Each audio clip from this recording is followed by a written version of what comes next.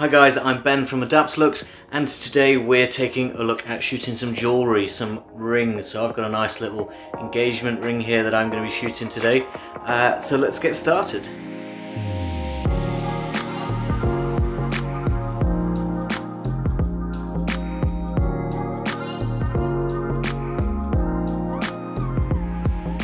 So before we get started shooting today's subject, this nice little engagement ring, I wanted to give a really big shout out to everyone that came to see us at the photography show at the NEC in Birmingham last month. Those of you that came by our stand, thank you so much for coming to talk to us. Thank you so much for your support over the past 3 years of us being at the show, and in honour of the show, that's why we're going to be shooting this this little ring. This is one of the demos that I was giving to people live at the show, just lighting this ring in really interesting ways to be able to control the reflections on such a shiny subject, and to be able to get some really interesting highlights and catch lights just a little bit out of the norm. So what would the norm be for shooting jewellery like this? Well, wedding photographers, they're probably going to go out and maybe throw some fairy lights in the background, use the natural light around the venue, and be able to, you know, really ad hoc this. If you're in a studio setup, you might be using, say, a softbox or maybe a ring light. So that's what I'm going to do to begin with. I'm going to grab the pretty basic ring light that I've got here on the front of the lens and just have a quick look at what that looks like through the viewfinder, and then we're going to, you know, experiment a little bit and see what we can do with our lighting. So today's setup in the kitchen here today is going to be a pretty simple one. It's something that you guys can easily do at home if you've got some nice jewellery pieces that you'd like to shoot. I'm using a Tokina 100mm f2.8 lens. At the minute I've got this little very simple ring light attached here. And I will be using the Adaptalux Studio in just a little while, but I just wanted to demonstrate how a basic ring light like this, which has got left and right control and then full, it's pretty simple, but it's not really going to give us the best results from a reflective subject like this little shiny gold ring here. The key to shooting something like this is going to be controlling the reflections, and I'll show you how we can do that in just a little while. So our shooting surface is quite interesting today as well.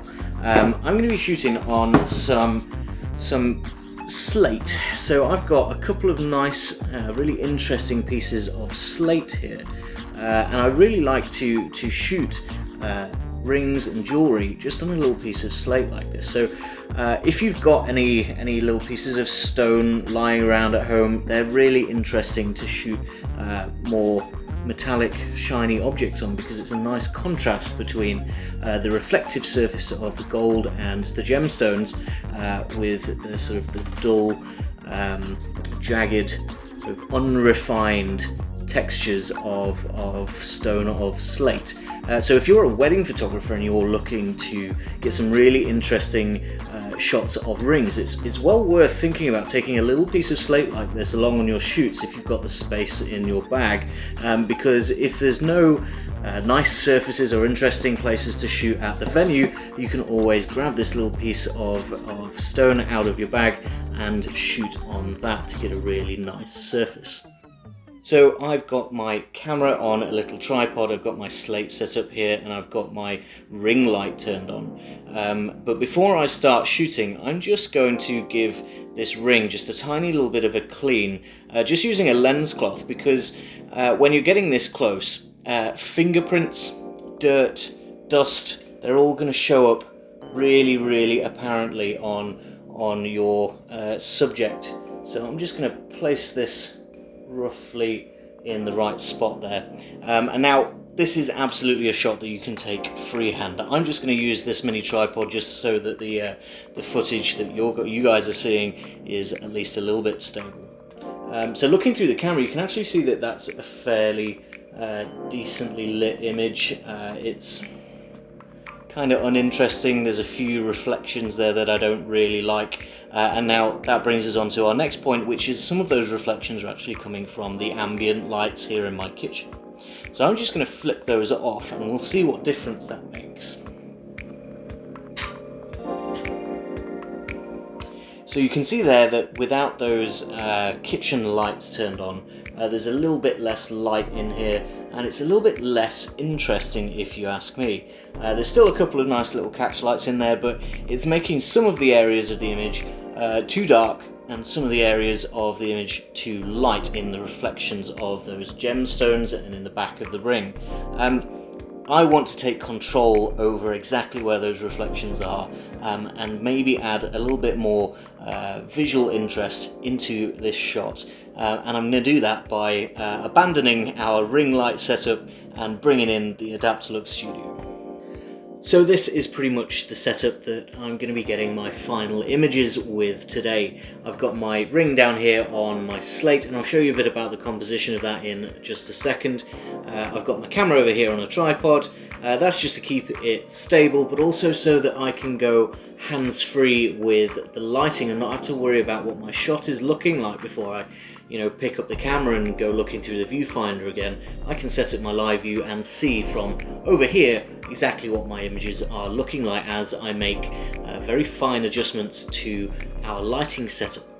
Our lighting is over here on a mini tripod as well. Now the advantage that this is going to give us is that we can get lights down around the sides, to the front and around the back, whereas something like our ring flash or a softbox is going to give you, sure, a lot of light. It's going to be quite even light, but it's going to be from one direction and it's not going to be controllable to the kind of extent that we're going to need it to be. So I'm going to start setting up some lights in here, and I'll give you a quick walkthrough of exactly how this shot is being composed. Just before we talk about the settings, I'm just going to plug in a lighting arm just so that you can see exactly what we've got here. Under the ambient light of the room, it's quite an underexposed image. Even with one lighting arm, it's still going to be a little bit underexposed, and that's because we've got our aperture set to f/18. So that's really quite a small aperture, and that's so that we can get a really good depth of field across the full length of the ring. So we're going to get all of these gemstones in focus here, and then it's going to nicely drop off quite softly towards the back of the ring. And that's exactly what I'm looking for. We can get some really nice bokeh effects at the back side of the ring there by controlling our lighting. So let's have a look at that. I'm just going to plug in another white lighting arm here and bring that around on this side over here. Now this lighting is actually really quite harsh, so I'm going to pop a couple of diffusers on here and then we can have a look at what we've got. So that has softened the light quite a lot, but it's actually taken quite a lot of the light out of the shot as well. The way that I'm going to fix that is by using one of the features of our new upgraded pod. So this is a pod 2.0, and we've installed what we call boost mode. By just holding the plus button on here, you can put the lights into boost mode, and it's going to give you a lot more brightness, a lot more bang for your buck at the expense of some battery life. Now I've got my studio plugged in here because I'm using it in a studio environment. I don't need to worry about the battery so much, and I can just keep it plugged into the wall the whole time, which is really great. Now looking at our two lights here, you can see that we've got a lot more control over the direction of our light than you would with something like a softbox or a ring light.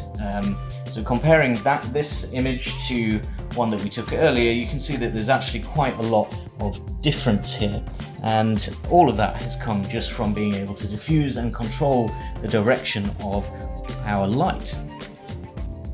Now while we've got these diffusers on here, I just wanted to show you sort of the difference between a colour filter and a diffuser, in that the diffusers are obviously white and the colour filters are coloured. So adding a pink colour filter on there, you'll see, has given it a really nice pink hue that might not be for everyone, but if we swap those around, keep this white light on the front and then pop either the pink on the side there, you can see that gives a nice little highlight across the side of the ring, or if we pop an orange on there, that really complements that gold ring quite nicely. What I want to do though is actually bring in some coloured light. So using an amber lighting arm, which I'm going to plug in just at the back here, I'm going to see what that looks like, just bringing it across the background of the shot. Just going to open up beam angle there, and then yeah, you can see that the background of the shot back here has actually been illuminated orange, which is really fantastic when you can see that the ring is still quite nicely lit with white light, so it's still representative of what the ring looks like. So just take that one little step further and see what a red light looks like from the other direction as well. I'm going to bring this red lighting arm just in from this side.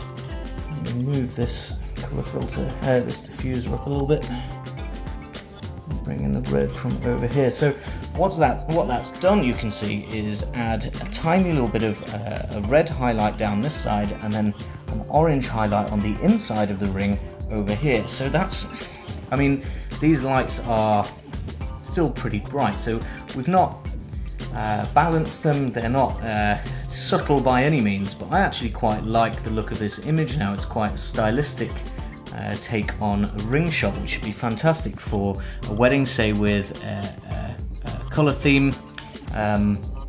You can add in blue or green lights as well, just to add some interesting colours into what would otherwise be quite a plain ring shot.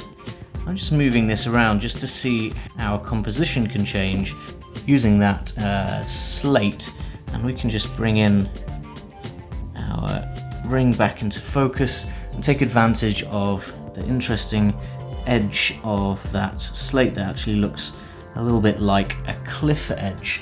And there's loads of interesting little pieces of texture around something like this slate, so it's really interesting to go exploring, and I quite like that drop off that we've just created there. Let's bring the ring back into focus, and it's actually highlighting the red against the background of the table with yeah, like a cliff edge of the slate dropping off there.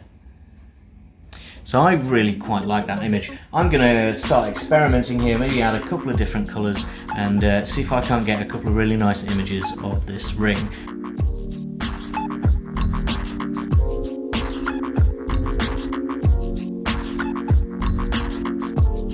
I really enjoyed today's shoot, guys. This ring is interesting in itself, but what I was more interested in was the interaction of the light with the ring.